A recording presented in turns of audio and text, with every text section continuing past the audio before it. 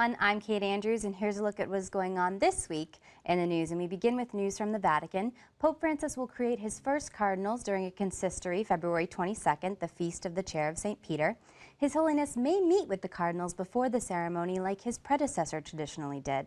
No specific dates were given for the meeting, and the names of the new cardinals usually are announced about a month before the consistory. There are currently 201 cardinals. 109 of them are under age 80 and therefore eligible to vote in a conclave. Experts say that the Pope's first consistory will offer clues about how he intends to use the College of Cardinals during his papacy, which he sees as an instrumental advisory body. In news from Washington, Pittsburgh Bishop David Zubik is the new Episcopal liaison to the Catholic Charities USA. He succeeds Bishop Michael Driscoll of Boise, Idaho, who has held the position since 2002. Bishop Zubik was selected by New York Cardinal Timothy Dolan, president of the USCCB. Catholic Charities USA is headquartered in Alexandria, Virginia. The national headquarters and its local agencies employ more than 70,000 people across the country, working to reduce poverty and support families. Catholic Charities USA was founded in 1910 at the Catholic University of America. In news from Rome, last week we reported that Pope Francis had met Ken Hackett, the new U.S. ambassador to the Vatican. Rome reports caught up with Hackett in his new home, the Eternal City, to get his thoughts on his new duties. Past 4 decades working for After visiting more than 100 countries and working in Asia and Africa, Ambassador Ken Hackett is now in Rome. For 40 years, he worked for Catholic Relief Services, but then he got an unexpected call from Washington. I had retired from Catholic Relief Services in 2012, and all of a sudden, the White House called and asked if I would take on this wonderful assignment.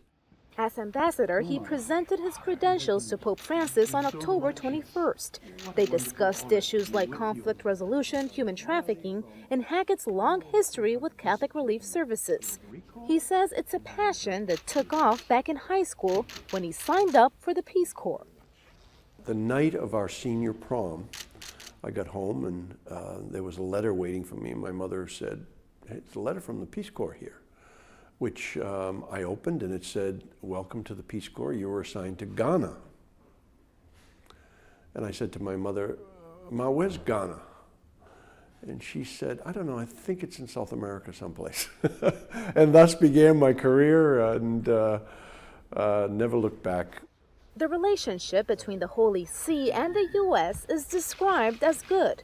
But President Obama's Affordable Health Care Act triggered high tensions between the administration and the U.S. Conference of Catholic Bishops. At issue is whether Catholic institutions will have to provide abortive products and services. There's always areas and issues that you disagree on, and you try to work through them.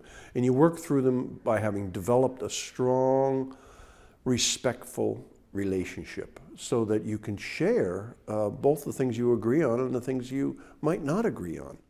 Back to news from the Vatican, Pope Francis has moved 4 candidates closer to beatification. His Holiness recognized the martyrdom of Bishop Anton Durkovici in communist-controlled Romania in 1951. This clears the way for his beatification. He also recognized the heroic virtues of Mother Celestine Bottego, founder of the Xaverian Missionary Sisters of Mary, Sister Honora Nagel, the Irish founder of the Sisters of the Presentation of the Blessed Virgin Mary, and Sister Olga Gugelmo, one of the first members of the Italy-based Daughters of the Church. In recognizing their heroic virtues, Pope Francis declared them venerable. A miracle attributed to their intercession is needed before they can be beatified. Staying at the Vatican, the more than 100 priests and pilgrims gathered October 31st for a morning mass near Blessed John Paul II's tomb got a surprise visit from Pope Francis. His Holiness celebrated the Eucharist with the mostly Polish pilgrims in the Basilica's Chapel of St. Sebastian. During the liturgy, he prayed for the late Pope's intercession to help today's Christians be strong in their faith. The Pope said that Jesus yearns to gather his children of God together and suffers when people reject his love. His Holiness advised living a life fully in love with God by encountering the Lord and experiencing his salvation. And finally in the news, what do the world champion Boston Red Sox players have in common with the Franciscan Friars of the Renewal? Catholic News Service has the answer and more on the Franciscan Friars of the Renewal. The other day, somebody asked one of the friars if he was a Red Sox fan, and was completely confused by the question. We often are asked if we're part of Duck Dynasty or if there's like a Comic-Con Lord of the Rings convention, you know, with the beards and everything. And come to find out, the Red Sox players have been growing their beards out to get some good luck for the World Series. So you just never know the kind of questions that you get out there with the friars and with our beards. St. Francis really wanted to be like Jesus. He wanted to imitate Jesus. He wanted to live the life of the gospel. And so he had a beard in imitation of Jesus, who, being a Jewish man, would have had a beard. And for us, we follow St. Francis in the Capuchin tradition. The Capuchins were a Franciscan reform in the 1500s. And they decided to have beards because it was austere, manly, and Christ-like. The Franciscan Friars of the Renewal were founded in 1987 in the South Bronx.